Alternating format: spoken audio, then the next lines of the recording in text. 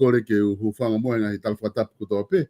O ku whanga ue toa ki bebe heni malo tau mau e wike fo o koini. Whatapu atu kia hau eik ka maa takilotu. Whatapu atu kia hamata pure pa tau whanua pepe fok ki he tonga kutoa pe wonga atu kea tau proklama koia. Whatu whala i whale la lava. Aia whahoko atu pe moe candidate ki wa wau tahaono mapa ha ano tau malolo. Whataunga pe ku mou rerei pepe mi apina. Pe mo kei hao pe mo malu me ngahi mahaki koine COVID-19. Ia pongpong ini foko loto ke utaita lerei mapa ki he prokalama hono wha ko ia kuma whakahoko atu i he whatu whale la lava. Ka ku whiwhia foko mapa he pongpong ini ke lava ke tau te au mai ki hau ke po e ta. Whahoko e ta prokalama whika wha eni. Whiwhia ke i he ke pongpong ini, pok whiwhia ke lolo mo kei alo maari e pepe ku alo tamaki e pongpongini ya. Malo kita solo pe ku kore pe ke hu whanga tu pe he tala whatapu ko ke au whakia ke te po kalamat. Ka lau ke u kau whatapu mo koe. Koe lolo halai walu ku ki au whia e ahon. Ka ku moko pe pe angi ki hato ea. Merei pe e kai ngā wawau tahano kai pe foki wawau kātoa. Ko tui ngā tau mau ha aore rei a niafi. O tau ha ngā tēni ke wiki whōkoen. Moi ngahi ngā ue ke tau ngai whāmiri ke pe wiki koro. Moi whanua a foki. Kai tau te whito ki he te wa do tonga ki fi fare rea ko yo na ki frau I a ta va lo nove ma Koi. I he pongpungi ni fok mapu ko wilo ipe ko I wiko o sina ta talanoa ki he patseti, ki he fonga ko o ku ke loto ke liliu kia e tau patseti, pe mono whela ave inga he paraparema ku ke si o ku loto ke whaha mono mono. I he ahoni ku kimo ke ta oko ate ahoni e ta talanoa, ke kawenga koe ahoni, o ku ko loto peke o ki whai atu haki I whehu I atu, ko e whehu aku pe mo tahano ko wakai pe ku, lahi foko ngai a ahi holo I he pāhenga he tainimi, ko I ku ke kāpui kotoa pe me he turiki koe, ke he turiki koe wa pau tahano, pe lava peke ke pick up wa ngai palaparema I he ne tuu ko he ahoni, ka ke ki tala whatara noa mua ko he haa ngai palaparema ku lava ke mahino le rei ke te koe he taimi koe ku ke a ahi holo ai ke ngai tuku I kolo I wa pau tahano. malo bito solo ko na tula foki o nga u fa fare rea ia mai no pe ai fatongia fa ula ia o fare ka ku kau na tula o nga u fa samaritani le he nga fa tau sipi o fa fare rea ya ko reo ko tauhi o mau inga ia ke ilo he whakasipi e leo tauhi. Ko ku whakau koe ako ki he te hoko koe pore ke whatongia koe ni ke te hoko koe tauhi sipi. O ku whia mau ia ke ua te tatari pe ke toki rea mai kakai mo whatangi mai kakai. Whatangi mai koe a kakai ke te au koe matapā whamui taha ia o te whamahino mai nau whiu he whakaongo ke awhi ange ha tauhi sipi mo Samaritane e kuna o mai rewa kumi e tauhi. Koe na kurere mai au ke ki whatongia ke au whoki atu au I ki he kuhu ke whoki ki horonga. O si o tonu ai ki he lua e koe whakamata papa ai whanau koe kia mehe a kohe I he kai hoa tā. Whakao whawhito solo, o kulue mai whanau ia I he loto hala. Mahalo ka ni koe I hala u furi, bea mo taanea, bea mo holonga. Nau maheni pe bea mo ki hala koe, na kai ke whemo e kina ia I he kuhiri. Ka koe taimini ku lelei foke hala pena tanu whakarelei ia o warita. Pea ku hoko ki hala koe ni ke lelei he ngahi mea lele, alu ki uta. Au ke ngahi fu lori tanu hala. O wafi ke ta whaki o whaita e kaureka. Kui. Mo whaka amua ke solova palaparema koe ni. Na uri pote I pe e au ki he potungau e whekau aki, a kau kia potungau e koni ki he moi. A palaparema koe ni, pena whai ola ngai whetu utaki. O au mai e pe a ni ihi e kau ngā ue e aho anoko, o teke ai ki fo I hala koe ni. E whakata ata, koe palani loa koe ko whotu uatu koe ki he pure anga, a whakamua ke aha ki sidewalk hen ki he whanau, o hange koe I la kepa, I tonga tapu. Kui. Ke lua e whanau, ke nau hao, ke mo maru, ke mehe, I he nau whanonga aki. Kai ngata I solo ka koe, fo I konga hala e koe ni, o ku kilomita I e whanua. Kui. Tatau pia mo lere holo koe I he loto kolo mo ngahi. Feitu o ala koe ki mataika pia mo whiretoa mo holonga. Ko kutui o taton ki hange ni ko muri. Ko ngai feitu o tope o kiai hakapiako. Taton ki whakailonga ia koe I school zone. Pia tuku hifo ai kilomita koe ia. Ko hiko malu mo hao e tau whanau he whewhanonga aki.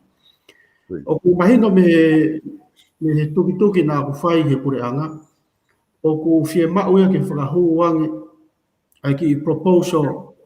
Ai ai wange ai ki whakaestimate o sidewalk ako e whakakuhu. Ke kumia ki hano paanga. E o mahino ka te au ia o ku e ki I fuoloa ngau e ki ai. Ke mau hano paanga. So ka mea ni solo koe na kuhinga ki ai koe ta polo kalama ku osi. whakakau e kakai he tofi fo i ke kimua. Kai wai pase pa se tia pa toki numi holoia i no ate ngai fi mau. Ai to kume pa anga ke fa pa anga ka ko taimini ko me ne o mai no ko e fai ni ko o mai hanga i lori makamaka ia o lola i he tawhaki ke maa ia mo ata i fe whanonga ki ai whanau. Ako tonga ko i ai koe ai hala koe o kului ai whanau ki a pilau tohi halau furi. Ko koe haku kaure ka koe haku halau furi. Ako te whanonga lo po sio ke ngai pare ma pehe pia te ngā ua tita ki ai he taimpe ko ia kai ki toi whekau. Tau reira tau ki he whiawheta, whenga tonu pia mo fu uha lahi tai tō. O sio mata e solo ki he, koe fui palo pare mai ai alu ai vai o si nofo ia he api, koe ni whenga tonu pia mga whaa koe nau ki ai wesiri anai halau furi. Api o kaloni tua kalau. Koe ke ilo au ia ui tōu solo, koe ke mamai ni maua. Kau sio koe ki he alu ai vai o si api tanga vai ia he turiki koe na. Tawhi ai ki api, pia ko ilo pia ue ngai mau ia ngai koloa ai si ui tau koe ni. Pia o alu le mau whakasio ngai drainage koe koe i halau furi. Ma poni ka toa solo ai u drainage ia. Mana tu foki tahifo foki halau furi. Pia ko hau kai vai ko ma poni ngai whamanawa ma ngai whakatawhi koe. Pumi le waha whi tu ke alo huai ki tua. Ue si a kovi ai api au i tō. Nā kuri pōti ai pe e hau he taimi koe ia. Ki he moi mo ni i koe ni he tawhako ni mei te ki. Koe tū koe e ngau e taimi lolo ki ai solo. O kui ai e ngau e motuani he taimini. Ki ono whatu ha propose solo. Ke whakahuha kore tokoni ki he paanga au he mei te ki. Lau miliona ia. Ke whakarelei ia ki angai drainage koe ni koe i wawau taha ono. Whaia te whakataha koe ki halau furi, ko o haware he si iawhia ngau i tōu, o whakakahoa au, koe ni honga ia pe i he. I te tok whanonga nā ko alo ripoti ai palaparema koe ni. Ka kou tui so, ka tau sio ka palaparema, e ripoti o whaiha ngau e kia he wawataha.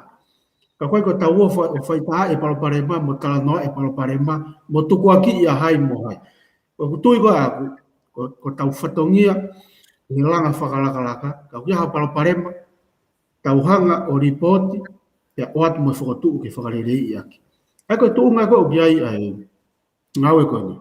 Kai koe peka ko manatui hake solo, koe ki hako si anga ia, ai whanau ako, hau koe mei taane apa mo hau mi halau furi.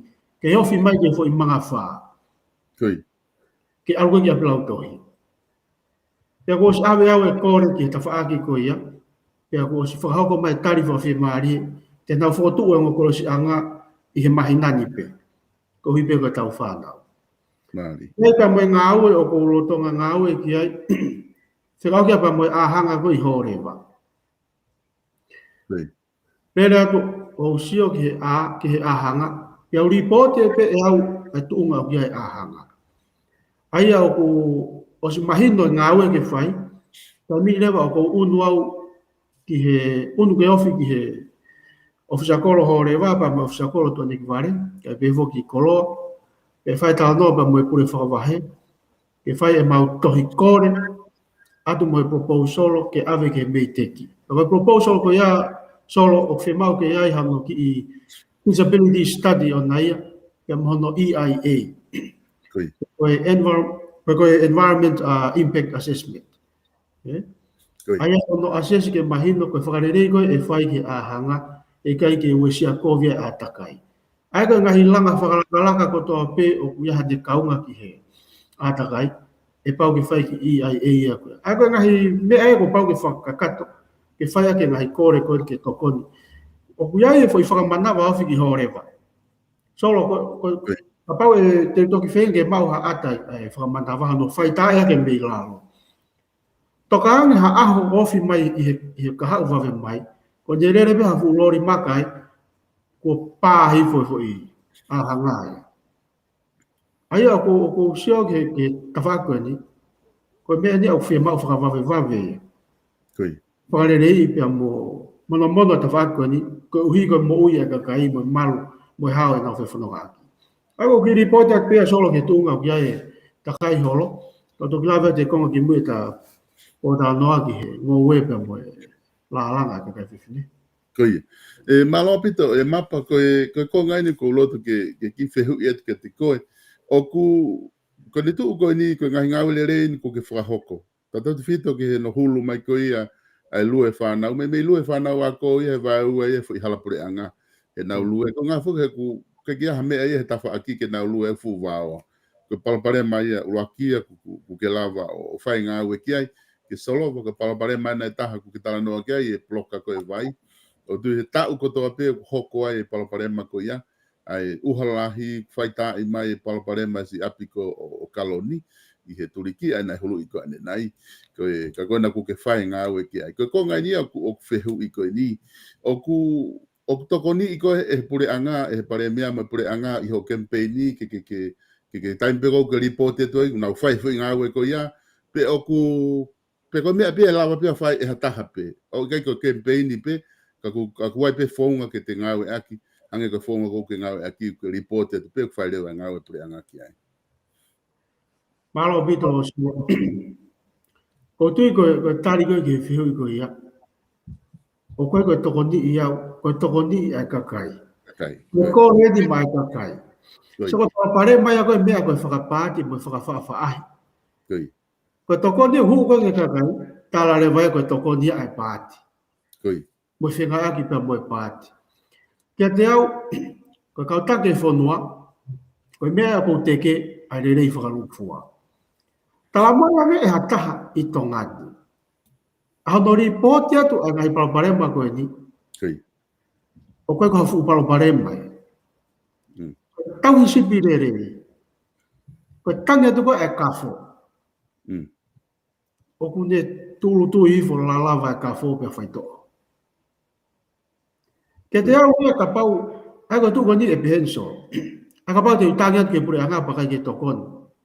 Tuko ki e pure anga ka pure anga tai ofa. Ko pau utangi ke pure anga pa nau tokon ni mai, tuko ki rewa pe, ko e campaign. Ko te ora pakai te tau pau ki ai. Ni ko mau nga ia ai ko e ke tōku ngai fu awa e wahe, tōku te ke holo ngai whekolo aki whakapāti, mua ngai kakai. Sio ke tau wholofola koe, ai uraki whaa i ta walu ni ma. Mua taha po mawa taha peke te au, ai rerei a tonga. I rerei a aku po whaapiri. Ko mea koe ni, ko hai ku rerei ai. Ko si whanawa ko ke tau hao mo malu, i whewhanonga agi. Ka koe ko tau tāri solo, ke tui ngā reka puwhanga whakatapu, e pekia hataha halapure anga, pa tau toki hahaka hake. Holo ki hivo speed limit pe ai ha sidewalk. Pagi tu ia ge so. Tau ta la ngo ke mama. Ya ko me ta so. Kero ka pau na ko pure anga ho ni ko patoa. E tali ai kore o fai. He kono fa tau mua ki kakai. Ya ko ta so o ko ya ku va ku mo ta hai fare area.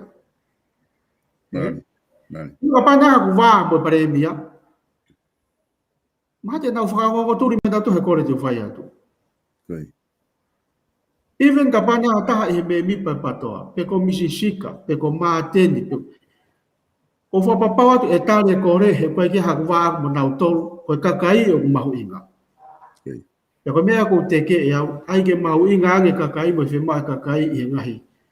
Kempei mo whekolo aki holo koe ni. So ka parapani mai koe e tau ngā ue ia. He te tau o whai hatokon e tāla pia koe kempei. Ko mea koe ko whia pia ke whao koe atu he ni e so. Koe ngahi tokoni a koe ni, ko tokoni me tau panga tuku hau. Ko mea pia whai motu ani, koe sio ki he mea koe palaparema, whenga ke fix.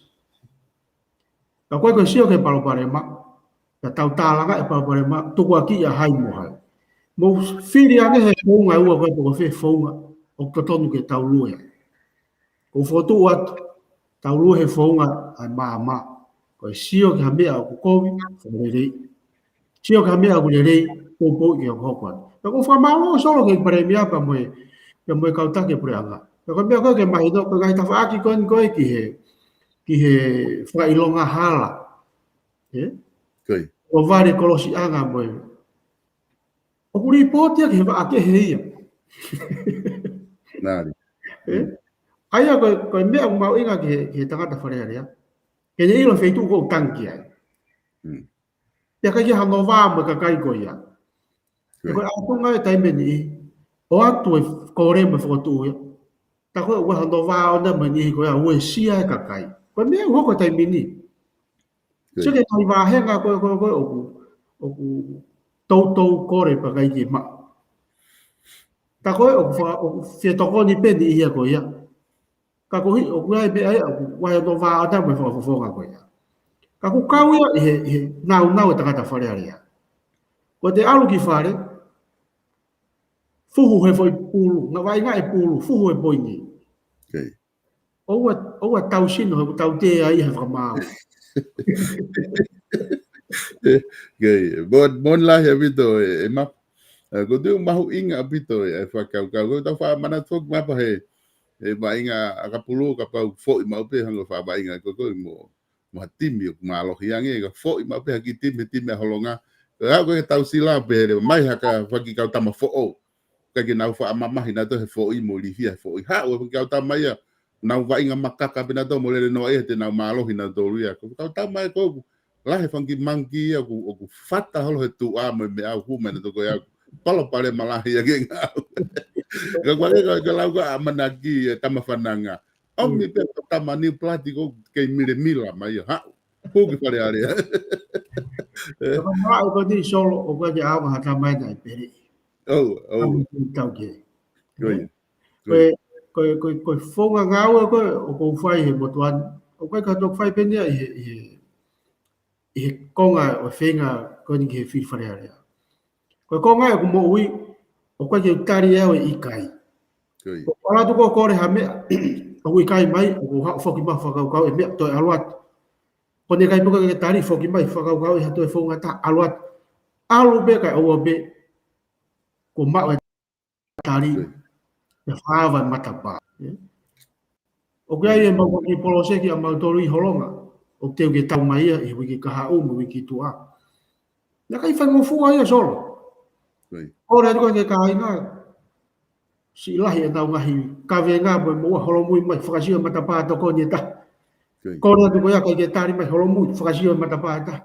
Ya ma ko pau ke tau mo fonga.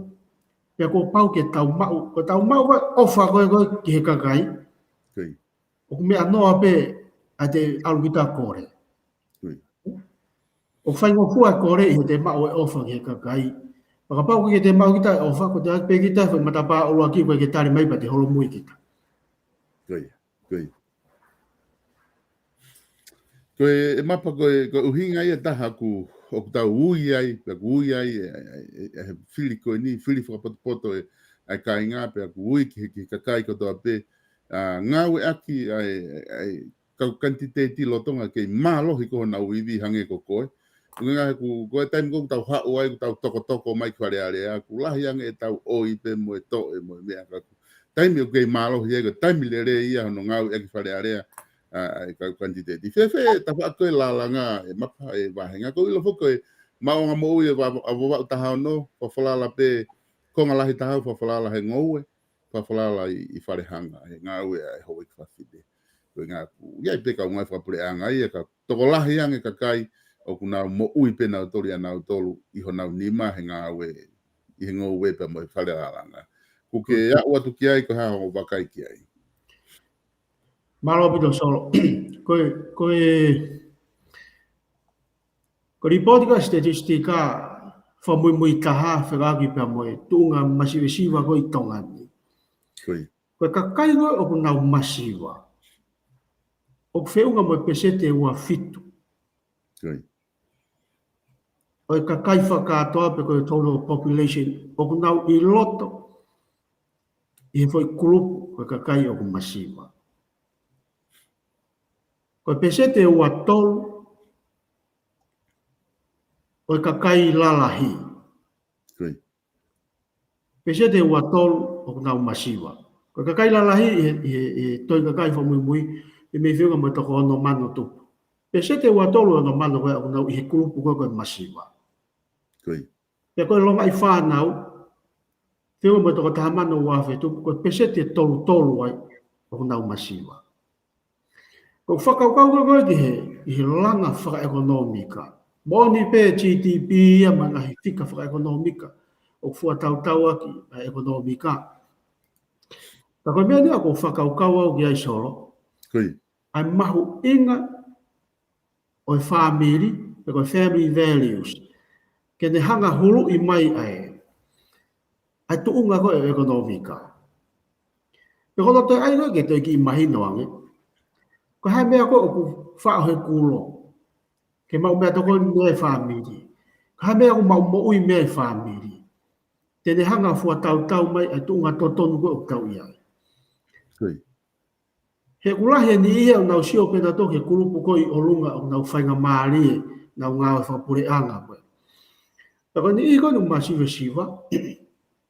O kuai ane whekau aki. Pea mo ni ihi koe ni i tōkanga. Mo ni ihi i wharehanga. Mana tu i whaki o kai ki e pau. Ai mawanga pa anga ia.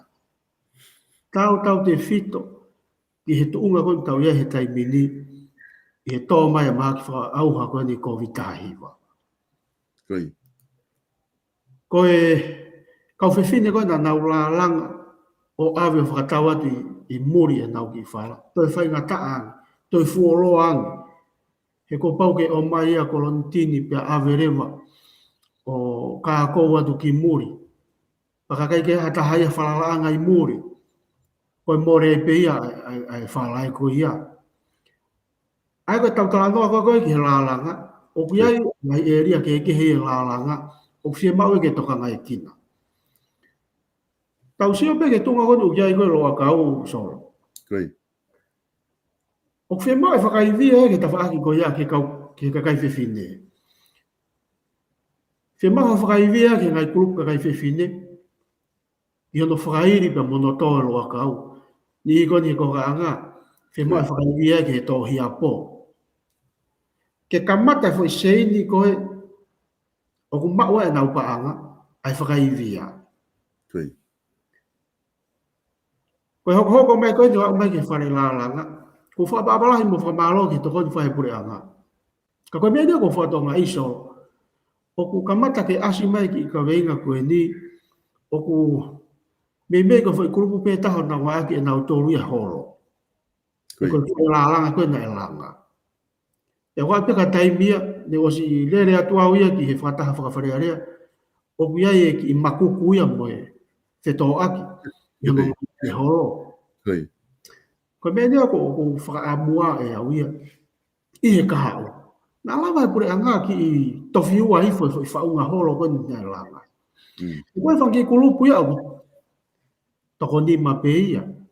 Toko ngō furu. Sio me lawa i peke wahe ai. O te nau toi ke he holo whare la langa. Lawa peke me wahe atu. Toi holo ki whape se aise holo koe ni ke la veha ngai. Ha kau la langa ke he kolo. Ke lava ni foi whare pe ua pe tolu ha kolo. He me mei ka la langa pe i hono turiki. Ha tunga hu ia la langa koe whawani. Ko mea taha ko toka ngai solo kono whakamaketi i koe ni la langa ai. Ka kai whiwhini. Ko pare koe ni nai fuaki e he MTED. Ko pot ngau ki whakatau a ki mo e langa whakalakalaka whakaekonomika. Ki he toko taha o kune hu atu lahi taha. Ai kolo whakamea a pia moe la langa ai kakai whawhine. Ko toko taha e pia mei holonga. Koi. Pia kou mau ai lawa whenga aki moia ke whaunga. Ke whai toko ni ai kau whewhine i he nau la langa. Mana tui koe la langa koe kai whewhine. Koe nau whakaamu. Koe osi koe no la langa i ki i whala. Koi. Mau mea se niti.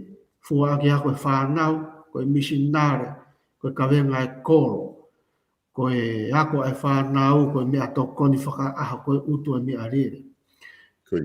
Aia koe mea koe unau whia mau. Whia mau e nau tolu haki se niti ki ho nau kato. Os mahina tō kone ko vitahiwa. E taimi lolo pa toki mau e ki se niti koe ia. Ko fonga ko fa am ke hu mai e pure anga fai tokonia. Na tau whanongo fo ke tō whora e whakaamu e nea whio ke whakaivia e whanki se tō tau taha. Sike ngai kurupu me ngai kautaha koni o nau hanga hu watu. Kau exporters koni o la ngā me kolo whakamea. Whia mau ke whakaivia e sindo e koe ia. Ke au ka tuunga o whakatau be na tori tongani. Ai koloa koe e kakai. Ai ki whala koe e witou. Koe. Pea nau hua te nau tolu he kohiu na o si mau e nau tole tau kei koe kau exporter nau tolu. He koe ngau e koe kau exporter o si mua mai ka nau tolu e kumi market mani i pau ke alu ki ai. Ka pau e whai he pure anga ngau e koe ia, koe toi kamata fo o uia. Pea ku kehe pe ngau e whai he kau se tō tau taha mo e pure anga solo. Koe whai mo pure anga e ngau e, whai pe koe ngaha koe mea mau e nau wahe. Ko ne fai koe e he sektoa tau taha ai ngā ue. O ne fai e he koe konga e ne mo ui mea manako ke, ko ne passion ia. Ke hu wate ngai koroa whakatonga koe a kakai. Au ke mau ke alu whakaivia he sektoa tau taha. He koe taimu e whakatau ai, he kai ke mātua whakatau ai he mau inga tō tonu koe e whala. Mata tui whoke fo i risk koe koe ki hono ave whala mo ne more mo kai ki hataha ke ne whakatau. O ku ihe export ai ma to ta te ne hua tu o ke agent ko tong ai ka pau e whakaivia e pore anga sino ko ia e ki lahi anga se elite e ma e ka kai ya fa nga fonga ke na subsidize a se elite ko ia whakaivia ko ia kai lawa ke ma uwave pa anga he ka langa to whakakau i he export ai e ne hua te koloa e ai mono market i pau. He ko sia no market i nei taimi. E kau exporters koe. Koe. Koe whakaivia o te kai ke mau. Koe mea taha solo ko whakaukau ki he mea kone kau ngōwe. Koe. Mahalo ko mō mea i katoa pe. Koe wafe maa fitu. O ako mai ki wafe o ngō. Kai mea na e holo ai e hua tu ko ia e fua ngōwe. Au ke hina, koe niu mo mereni. Pea te ki toke hake e waf tātaha. Me iau ke toni e hi wafe. I ne whanonga mai mea ke wau mai koe ki waf tātolu. Hoko mai koe ki la a koe ia. O ne wesia e koe e tau. Hua tu koe fua ngō we koe ki muri. Pea te ki kake mai he konga mai ki mui waf taha ono. Ai koe whehu aki koe e fua ngō we. O koe aka i whakitoa ki he heia o ne hanga o wesia. Ai lahi, koe fua ngō e kwhia mao mai mitu o pure anga. I he tau taki taha. Koe mea koe o ko tokanga au ki aiso, o ku mahino me ngai ripotia, me mega pesete e ono noa ke pesete fitu noa. O kai mea tokoni koe hua tu, alu mea solo whakatau mua ki he ngai kulupu informal. O kau tonga koe muri. E koe ke tau mua whakomesiare. Pesete ono no ki fit no alu be ke tongen diaspora koe muri. Hake kono o atu ki he whai angalotu i tuinga papai. O atu kau tonga i whi ia. Pea tuwha holo pe u tangai mani o ke mo. Koe tuunga kou tau ia e taimini. Koe tuunga koe a solo, o ku mahino mai o kai ke au e tau whakamaketi e tau tōku ke aluhanga tonu ki ngahi wharekoloamu ngahi supermarketi ko i mo. Ko haha no uhinga, he kuiai e ngahi fie mau ia solo, fie mau ia ke whakakakato ia e tau fua hoe ngowe, o ka mata pea mono teuteu i tongani mono pek, mono rei polo, o au atua i hono marketi. So ka tā mahino koe. Ka pau ia hataha ia i muri. Ko ne whee mau bena ki whai mea kai tonga. Ko ne peke ti manio ke pe anai ke kai age ne ki haka e haun ma pongpong. Ko ne haku whakatau tangai atu, he kai ke te ai e tangai. Mōre rewa ki kastoma ia ko ia. Ai kurahe ni ihia te nau o mai pe nau tōku ai peha ki mea whafua pe. Ai ko pau ke tau whakatonu atu e tau o runga ki he whasi kou tā I mai he kastoma a koe mua. Ai ko pau ke tau hanga tau tau, ai ko mea koko siat koe ki ai solo. O ku fuku whea mao ha whare peki ia ki wawauni. He koe whare peki, e ia nau mga he mea ngāue, ke ne hanga o teu ai fua ngoue, ke lue bebe me le mātua, pia mo where toa, o alu ki supermarketi. He kone alu na koe ki supermarketi, o kulahi ano no mahu inga o na ia. Pia kono merie e mau ia e he kaungoe. Kai koe hatau whare peki ata tuhen. Koe whare peki koe ni oku I wafu, koe ki hame a ngā ue ia ai ke te hanga whakahoko kakate ngā ue koe.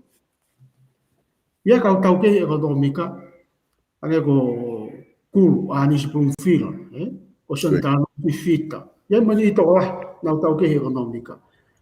O ku nau koutou o hake ai mau inga koen ke iai haleepi. Ke lei polo e umea kai kon tau awe ki muri.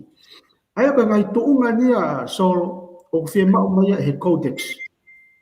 Pe koe tuunga e o whemau ke au ki ai e tau mea tokoni, o no iwi whaka mea tokoni, ai whonga no te mono peki. Pe koe peki whakakilo taha atu. Pe koe kalame ni mangeau. Ai ko pau ke tau hanga e tau tolu ia o whakatonu atu e tau olunga whakai ngoue I whakatonu tāmai me mua. Ke hau koe a kastoma koe ni whemau pegi fo I manioki ki ahoni ma pungpongi. O kui kai ke tuku ate tangai o tuku ate pegi pegi ti manioki. Whiunga mo ne kai au koe. Koe whakatoa taha wai meni I hia. Koe nau ki aisi a nau tolu. O kai ke fuua hia. He kai hau hafu tangai. Ka koe taimu koe o au whakaiki ki pehe ai mo whakatau taha ai a no peki atu me tongani.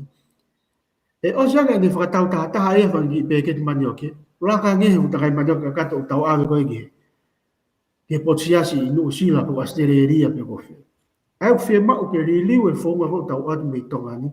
Wai ki I konga rea au kunga aki pehe. Ke tau mau e, ke tau kamata ke whakakau o ola ho tau whee mau.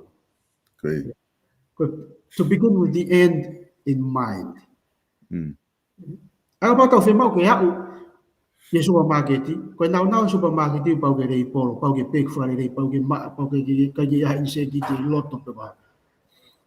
Ke mi kāre makai mea. Pau ke rei polo whakai ki ke whakamahinda e ngai whakamea toko ni loto.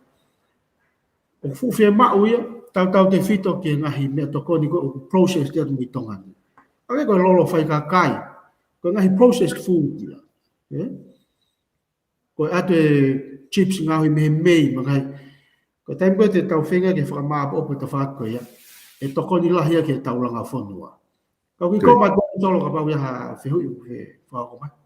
Ko ia, mahu inga pita e whakaukau ko ia e map, ta tau te whito ki he ongo fo I mea lala he ua ko ia mahu inga I he wahe taha ono.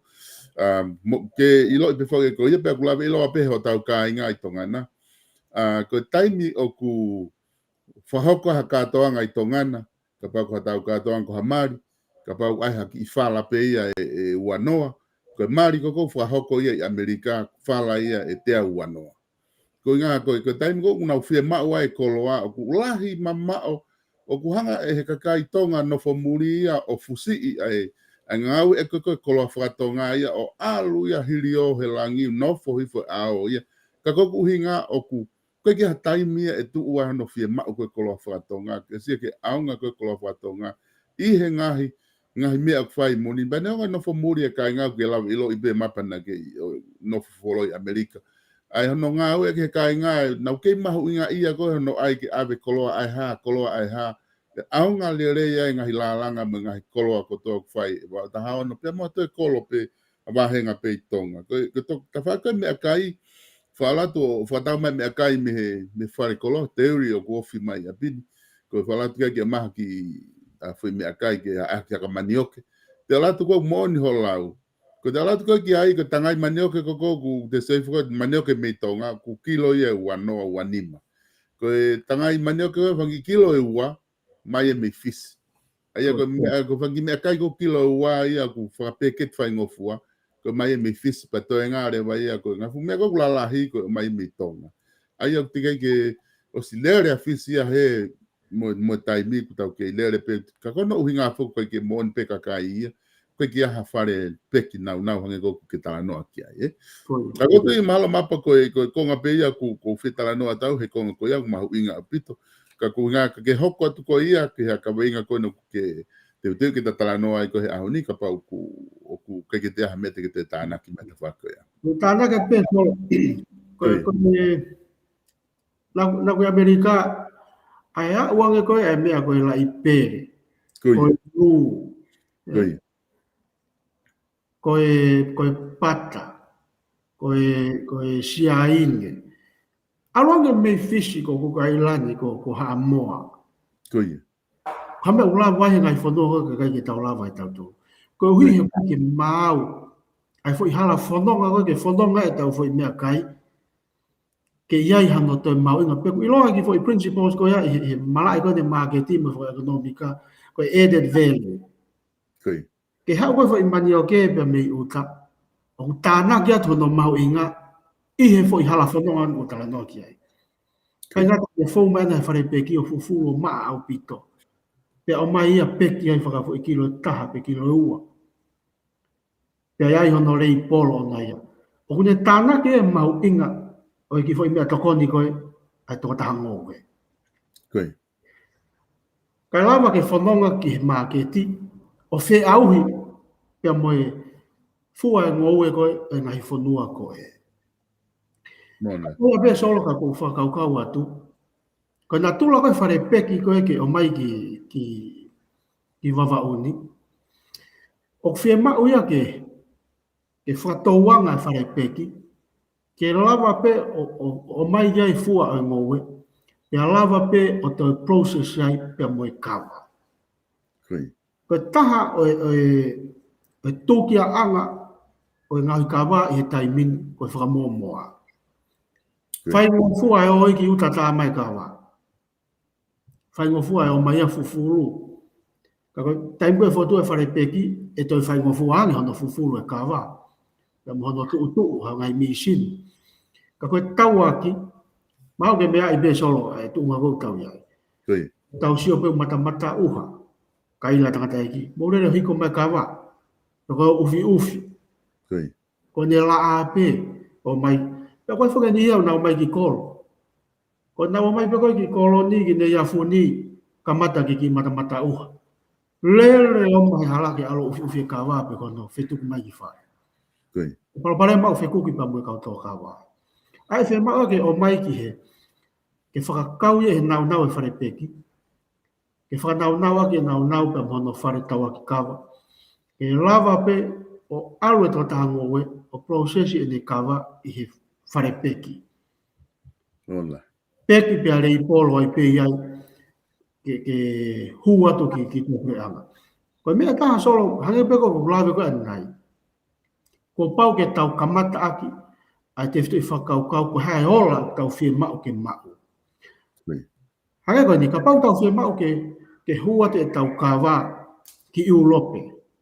Mo awe ki ha ngahi whare talawai pe ko ngahi pharmacies i muri, Siaina pe ko Australia. Na iai ai ngahi whamatala mau inga, na i whai e manase siwa. Pea mone a koi ai kau tōkawa koe ni i wawauni.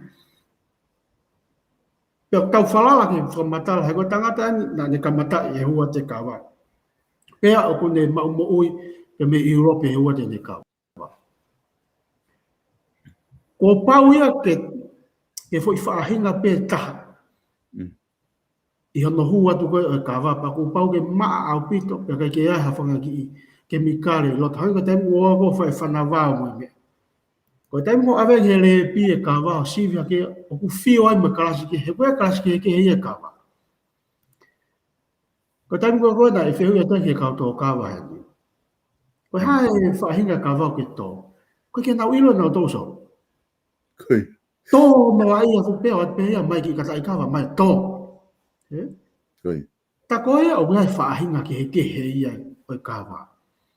O taimu e whe mau ke hu ai ha kawa ki he whare tala vai, whare hui vai. He whame sis koe muri.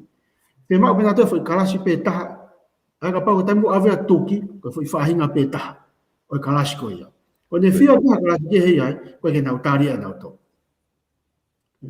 ai mau inga au pito fa ki fratau ke ia fai mai manase ke ka to ka wa he ai to tonia ke ri ure wa ai fo ngai foi eka foi te au ko foi fahinga peta o ka wa foi te au ko foi fahinga ke hei o ka pau ko tau mua ke hu ki Europe he ka tu tai mini o tau fiema o tatore pa anga Kai. ka kui kai ke mari ai tau fonga to ka wa a tau tol mo tau fonga ngai ka wa mo fiema ko market ko Europe ai ko pau ke liliu ko tu ko tau fonga ngai ka wa ko e tai mini o ku tuha pe ia pa mo ngai market informal kon tau ave ke ngai kala pu muri mo ngai feitu pe ai ko me ko fai o fiema o ia tai mini sol Kai. e fai anga o fa va va pure anga ta tau do pe mo fotu ko fai ko ke la langa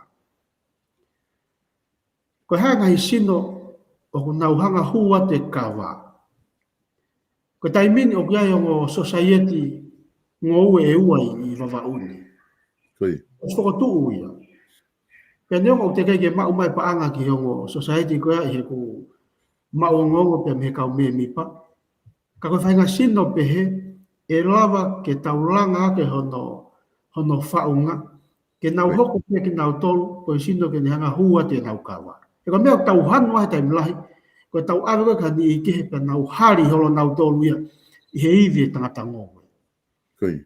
ko ngai sino ia solo ke fai iwi ai pure anga kai lava ke hoko me ta tau ko i he ngo ki he lalanga ke ala tu tangata ko ko mo nek me kawa o whakatau pe he pure anga e ni kawa pe hua tu ia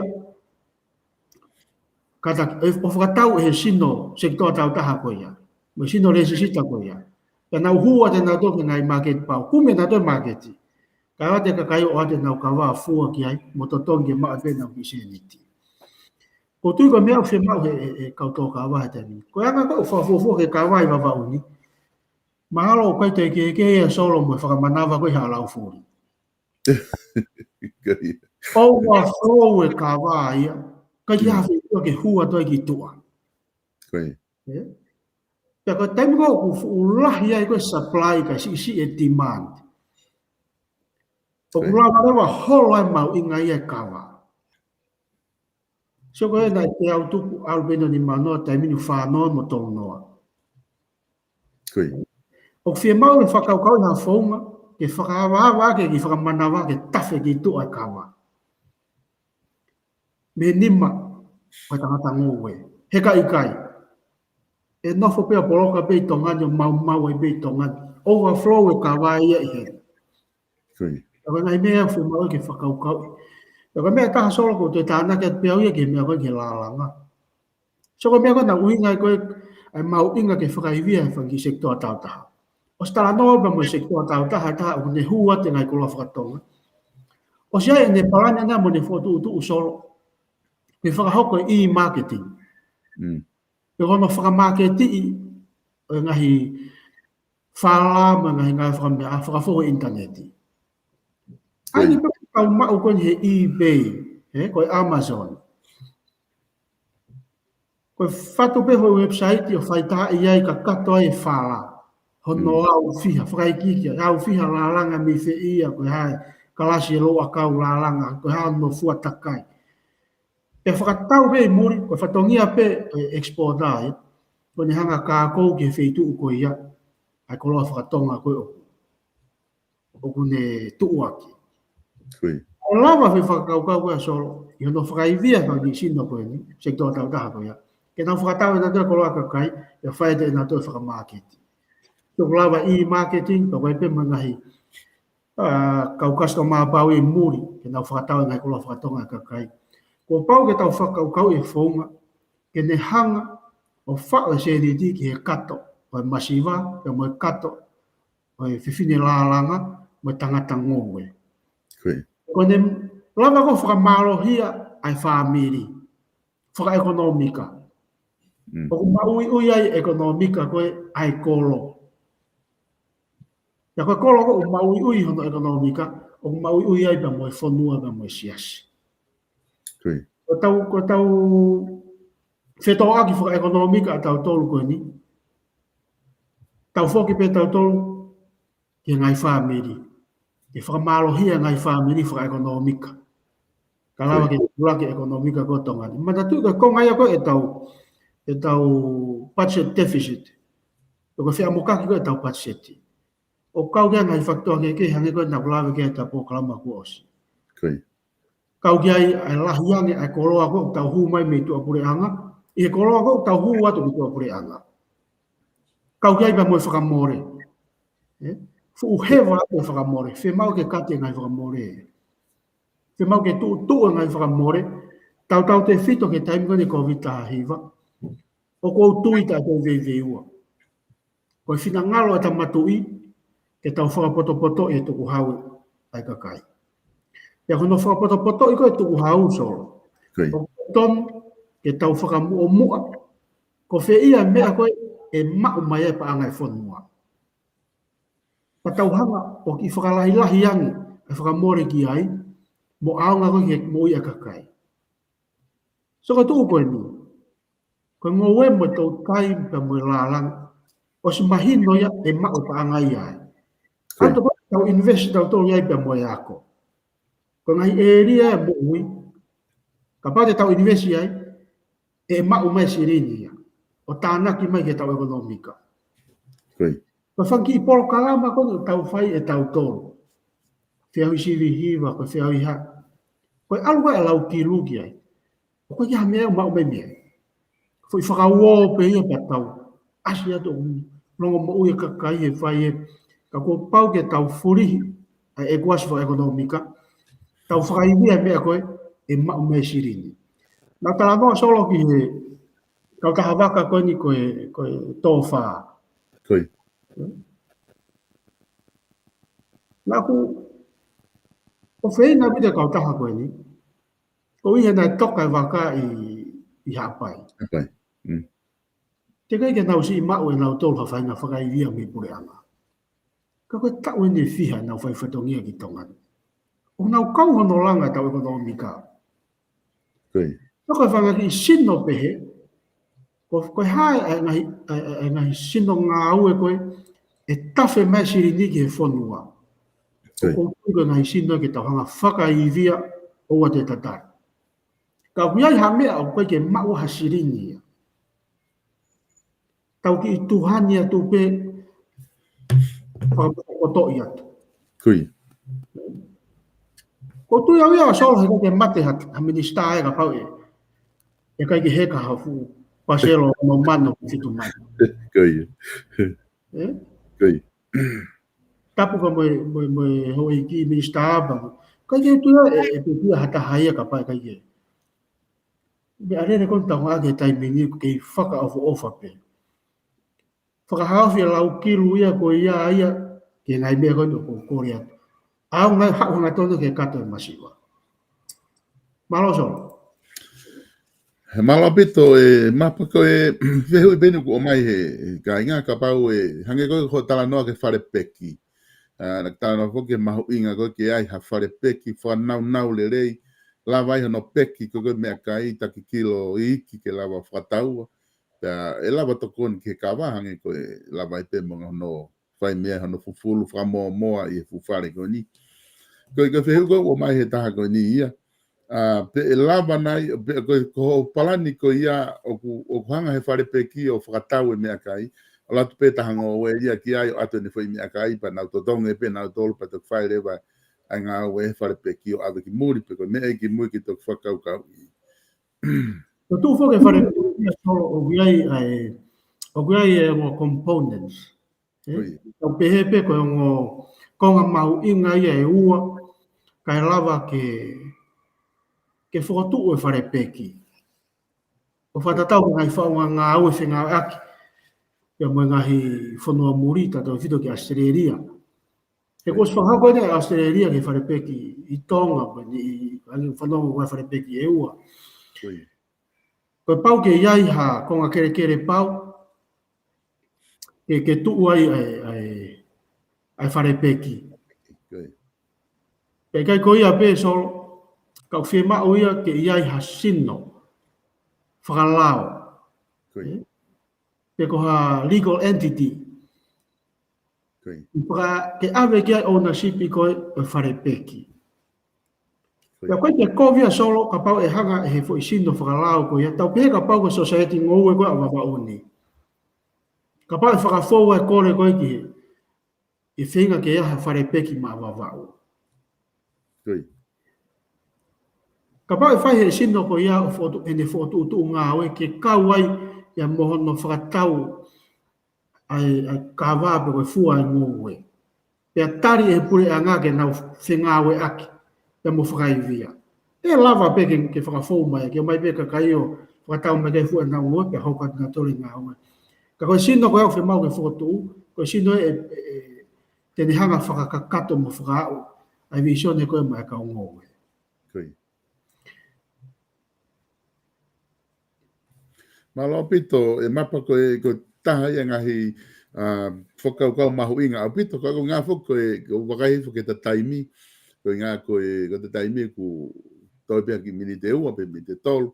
Ka neo ngoia, ko ilo koe toa pule lulu, koe hoko koe e taha ho ata, e malama pe ki tato e hoko atua e tapolo kalama i he taha ki he ua, ka pau e whainga maari e ki te koe ho ngahi polokalama campaigni he toa pule lulu. E lava ki tato e hoko atua i koe ngā koe polokalama koe na ta teu ki ta talanoa e ahoni, koe ki ta lava au ke ai koe ngā koe lahi koe ne whanki i mea kono lotonga hoko, whanki current event koe ni ki ta talanoa ki ai whamala ala. Ka te wat peka te koe ke whama apopo mai ta polokalama, ki mua ke ose ta polokalama ahoni. Malo pito solo, koe o whamba ke o hanga o to o ate e whakamama koe ni ke kakai. Koe ngai whakatu koe ni, hake koe mea kanda ku lau ke polokalama ki mua. Osi mau ai palani whakapotu ngā aue ngai potu ngā aue. Koe corporate plan. Kono hinga ko whia mao ai koe ke mono e wha system whenga o aki, ke tawhererei ai ngai whakatu u, e moi whia mao viviri a kakai, ke tō mua atuia, o te kei ke whatu e corporate plan, ke mo whatu e patseti. Ko hi ke lawa, o ho ata mai pe me corporate plan, pe mo whatu patseti, ai ngai whakatu u koe nu tau atu pe me kakai. Te whaha mai no pēo heni, koe ngai whakatu koe ni, koe ngai whakaukau ia, ke ne hanga pe e ia o hulu i atu, a haa whainga tau kei mo whainga mama, o mao e hakan tite iti. Ka koe mea koe ke te hoko, koe whaunga pēna o atu he pokalama koe ki mua. Ko pau ke whakarere e sistemia, e whaua ngai whakatu koe ia. Te ka ngai whakamatala koe o whainga e kau kan tite iti, hange pe hafo i simpare whakakempeini pe. Hongo maari e pia, ka koe ne hoko ma tai hoko, e makatunga e he ne huu ki e corporate plan ai potu ngā aue, e mua tūtu uni, a minister ko e minister ai potu ngā aue ko ia, e mune kabineti. Ai koe mea koe e whai he kau campaigni, o whaamua ngā ha whai ngā whaunga, e rawa whakamā opo katoa ngai whakatūtu le reigoni, o whai he kau kandidati. Pea me peke pure anga, ko whee pure anga koe pure anga i November. O ate ngai whakatūtu ko ia, ke tokoni ke nau whakaukau apa nau consider.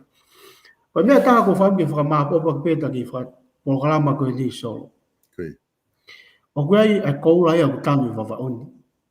Ka ku hanga he tau mo vete o tanu mia ai konga koura koe ia.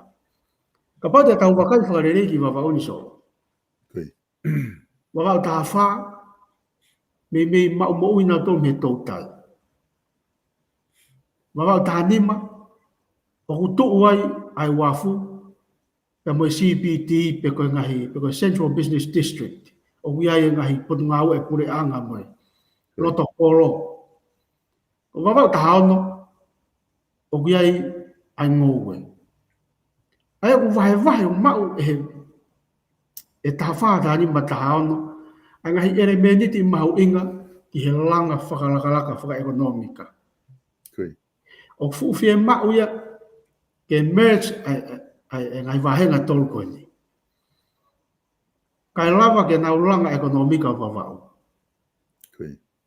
so ko ngowe mi fa maunga ki va ka ako fa mo ka ya ha fare peki ma va o to tonge tu he wo honga o fe tu ko la ta hai ngowe Koi. ya ko ta ke mama o me wafu ma tu fo ki ko na tu la ko fare peki o ko ai fa hinga ono fa hinga nau ona ia mo no fa nga tu kunga e tu kuange mai ai vai ko uri mo ki no ha ka to pe e o si no fufu mo no processing me to ko Koi. ko ngai fumigation ko e fe mau ke ave mama o be me wafu fe mau ke tu ki loto fonua e ke fai ai ai ki fe tu e ke wesi ala he a takai ba mo ka kai na no fuai fe mau ngai langa whakalaka ke tau kai ke fa mau ki va ta fa ai ko fai ga langa whakalaka me ngai malo hinga o ngai vai na firi te hiki e va va o longa ko tau economica Pero lo tokolo e kutu i tahanima. Ai ku vai ai ngahi lelei ko ia i tongani. Mau ingai i wawaoni. Mau ingai a koe ke kawhataha ke langa e whondua. O koe ka kawhataha me mea whapolitikari. Kawhataha i tōkanga, kawhataha i ngātai ia mo wharehanga. Ka tau langa e whondua. Whamalo atu i he mau e whainga maari e koe ni. Ia ko kore ke ta hoko atu i he pokalama hoko. Ia e mea ko whelawe ke whenga ki pia moe whaunga whapolitikari o tonga ni. Ke te māmangi ka kai whanua. Ka bevo ke lao ko ia e ono solo. Whanua hivo o lahi apita mauhala ke lao ko ia ono. Ka ko whiawhia ke ulawe ke he ta pokalama hoko. Ke tokoni ke kai whanua. Ke nau mauha te mahino lahi ane. Ko ofalai atu ki o ku kaunga kantiteiti. Me tala monu atu ke kakai ko tau ke tau mao ka whiri merinu. Mo whiri whiwhia mo monu ia whoki. O vato.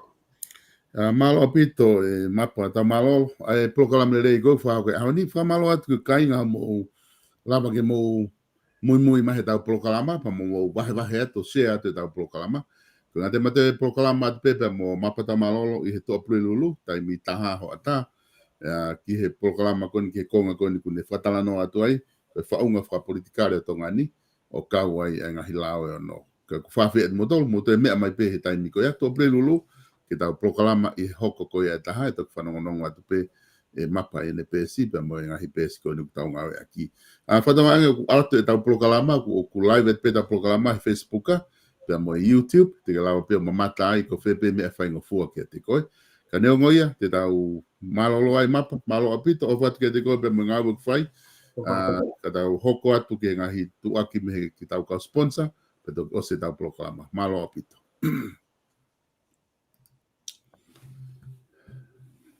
Toi ke oa e ilo, siki tō atu maha kula tō. Kua maae e aho ata, ori a kita mai whakamai.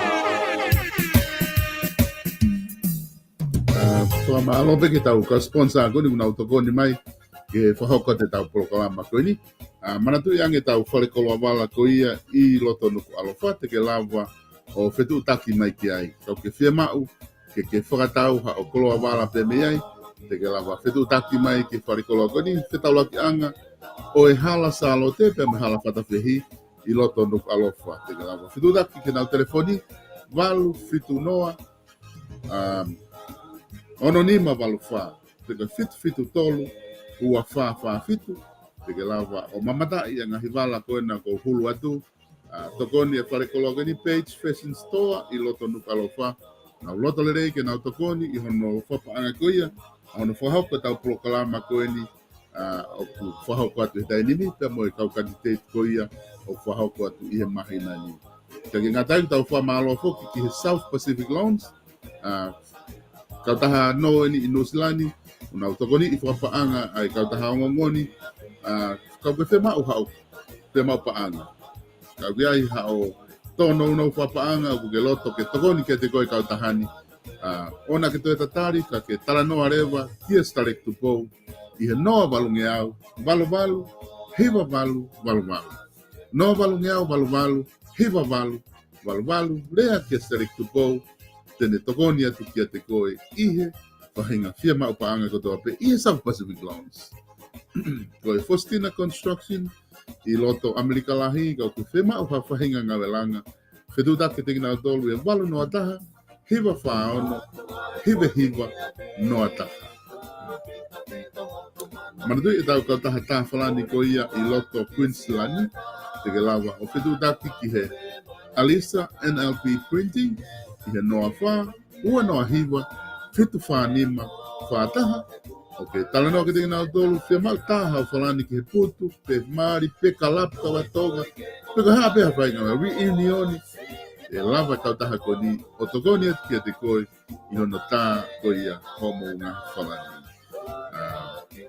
None kiti kau trading, ke toela hepe nau kawa i loto Nusila, i Aotearoa heni, no wataha, no aua whawha, hi wataha o no walu, te nau lawa o tokoni atu kia te koe. Pe fok ke tau ataina freight, kau taha ave wakaeni, semisi tau ataina i loto o tahuhu, no wataha, ua no taha, fitu lima, tolu fitu.